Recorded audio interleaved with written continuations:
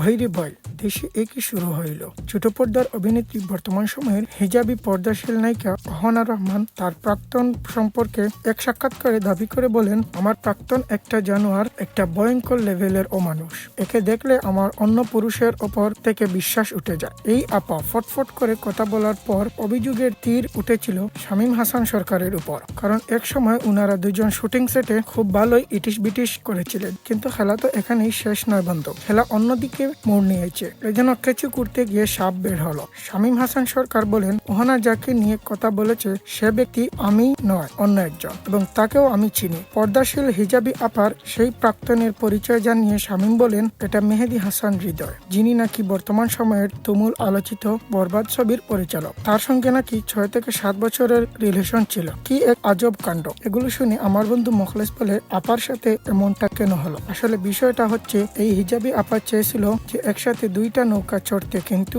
একটাও আর চড়া হলো না। দুইজনই ছেড়ে চলে গেল। এখন ছেঁকা খেয়ে বেকা হয়ে পর্দার ভিতর থেকে উঠি মারছে। প্রিয় দর্শক, ভিডিওটি নিয়ে আপনার মূল্যবান মতামত অবশ্য কমেন্ট বক্সে কমেন্টস করে জানাতে ভুলবেন না। এরকম আরো নিত্য নতুন সকল তথ্য সবার আগে পেতে আমাদের চ্যানেলটি সাবস্ক্রাইব করে আমাদের সাথে থাকুন।